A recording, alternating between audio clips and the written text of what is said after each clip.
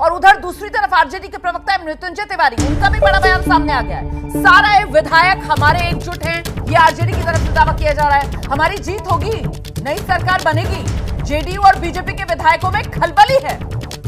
तो ये मृत्युंजय तिवारी जिस तरीके का बड़ा दावा कर रहे हैं जेडीयू और बीजेपी के विधायकों में खलबली होने का और अपने गठबंधन की मजबूती का, जरा सुनिए वो।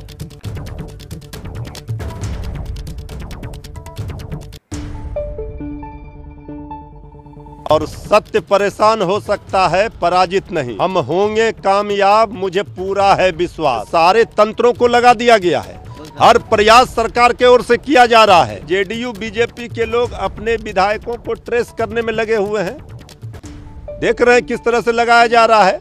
तो उनके विधायकों में खलबली है। आज आर या पार होगा, और जो भी होगा हमारे बिहार के हित में होगा, बिहार की भलाई के लिए होगा। जल्दी से आपको शशांक के पास लेकर चलते हैं। तेजस्वी यादव उन्हीं के आवाज के बाहर से हमारे साथ जुड़े हैं। शशांक, ये जो आरजेडी के नेता दावा कर रहे हैं आज आर या पार होगा, मतलब बिहार की सियासत में आज कुछ बहुत मजेदार होने वाला है क्या?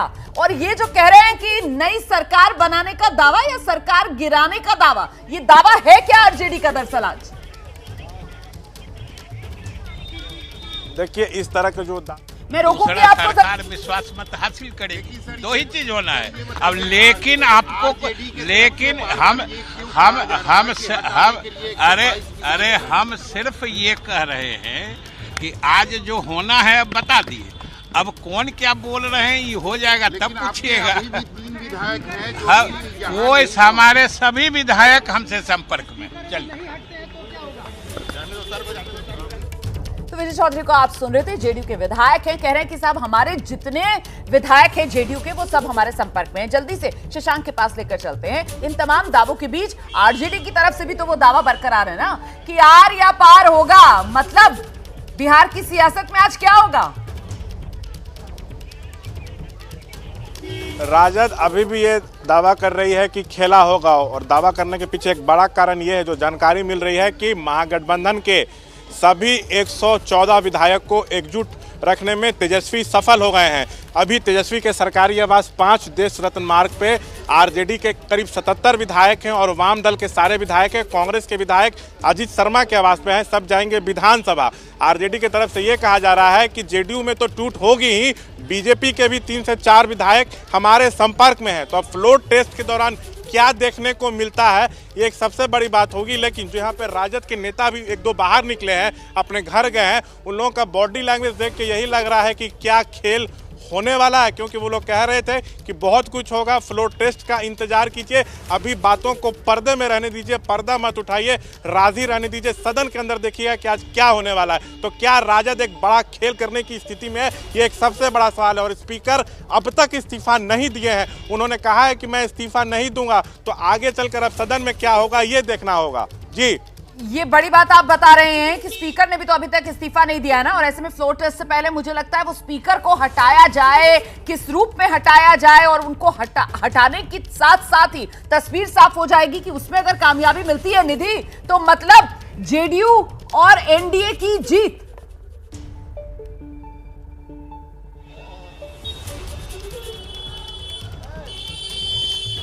और ये स्पीकर साहब की तस्वीर देख रहे हैं आप देख रहे हैं किस तरीके से स्पीकर जो हैं अवध बिहारी वो पहुंच गए हैं बिहार विधानसभा में, और वहीं पर मौजूद है प्रकाश कुमार। जरा सीधे प्रकाश के पास लेकर चलते हैं आपको। प्रकाश, पहुंच गए हैं स्पीकर?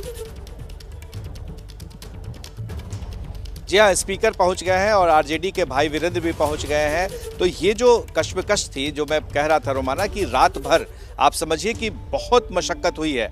जो डॉक्टर संजीव जेडीयू के विधायक थे उनसे संपर्क करना, और जो बीमा भारती, सुदर्शन, दिलीप राय, इन सबों को अपने पाले में लाने के लिए बहुत मेहनत की गई है। रात भर जो है वो एक तरह से कहा जाए कि लुका छिपी का खेल चलता रहा। लेकिन आखिरकार जेडीयू के नेताओं का दावा है कि ये सारे विधायक यानी 45 विधायक उनके पास आ गए हैं, और अब वो क्या करते हैं विधानसभा में आकर के, जाहिर है कि जब वो यहाँ आएंगे तो फ्लोर क्रॉस नहीं कर पाएंगे, और ऐसा करेंगे तो उनकी सदस्यता चली जाएगी।